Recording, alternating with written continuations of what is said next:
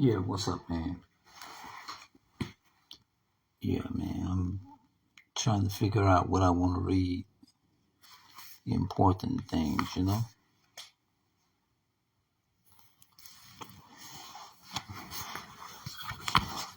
Let's look at here.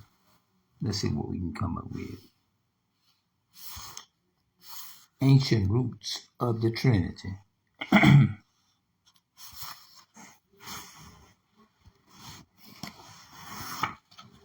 All right. Orthodox Christianity versus Apostolic Christianity. All right. But how did the Trinity develop within the mainstream Christianity? How did it develop? Why were so many followers receptive to the very same schools of philosophy that had been rejected by the faithful first century Christians? After the original apostles died, contradictions in teachings, meaning false doctrine, began to appear in a mass church history because lost famous historian Edward Gibbon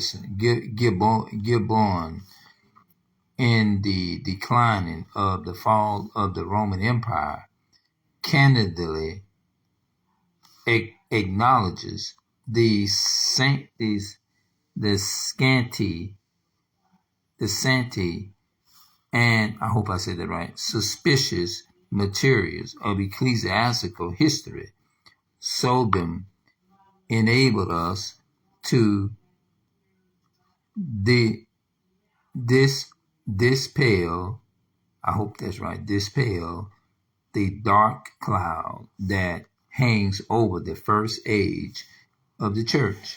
So basically what they're saying here is that after the original apostles died, contradictions and teachings, meaning false doctrine, began to appear on mass, and church history became lost. Famous historian Edward Gibbon, in the decline and fall of the Roman Empire, candidly acknowledges the scanty and suspicious materials of ecclesiastical history seldom enable us to dispel the dark clouds that hangs over the first age of the church. For nearly a century is 50 years, and another century, two centuries is 100 years. After events in the book of Acts, about AD, and AD means after Christ, 70 to 170, we find church history to be virtually blank, BLANK, blank the story, the story of shadows. He writes of all the periods in the church. The church's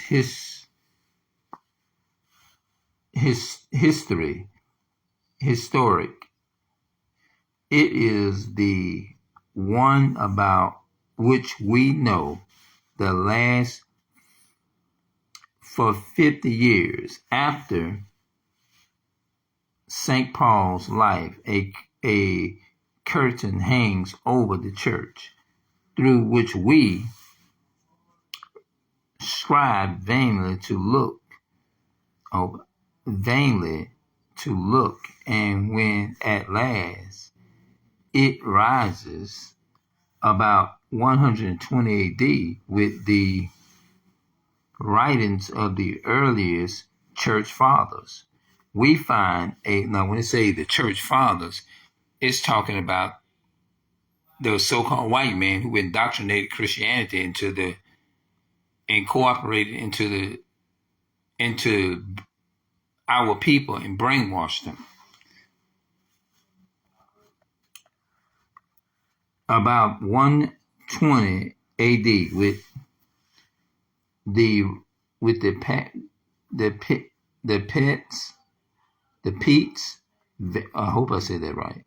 Very different from that in the days of St. Peter and St. Paul. The New Testament offers many verses providing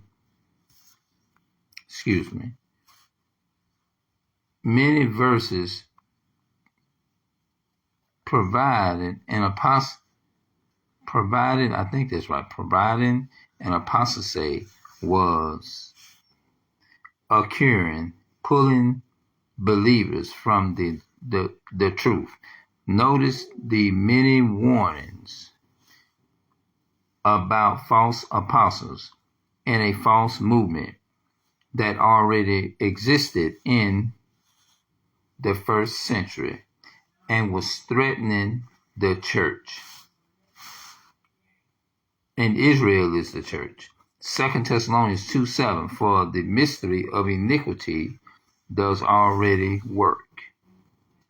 2 Corinthians 11 verses 13 to 15, for such are false apostles, deceitful workers, transforming themselves into the apostles of Christ, and no marvel, for Satan himself. Let me turn this around. Hold on. And no marvel, Satan himself is transforming into an angel of light. Therefore, it is no great thing if his ministers also be transformed as ministers of righteousness, whose end shall be according to their works. 1 John 4:1, beloved, believe not every spirit. Now this is what everybody needs to understand. Believing in fake ministers. But try the spirits, whether they are of God, because many false prophets are going out into the world. Now that's what you need to understand as an elderly, and I hope you get this video, because you can't believe you can't believe everything people say. You got to search the evidence for yourself. You can't walk around here, somebody tell you the Lord gonna bless you with a lot of this and a lot of that, just to tell you something to make you feel good, because all they want is your money. They'll say they ain't for all that type, your material thing, but underneath the surface, they'll throw it in there some kind of way, and they're making money off people. So you better take heed to that warning. All right, I'm out.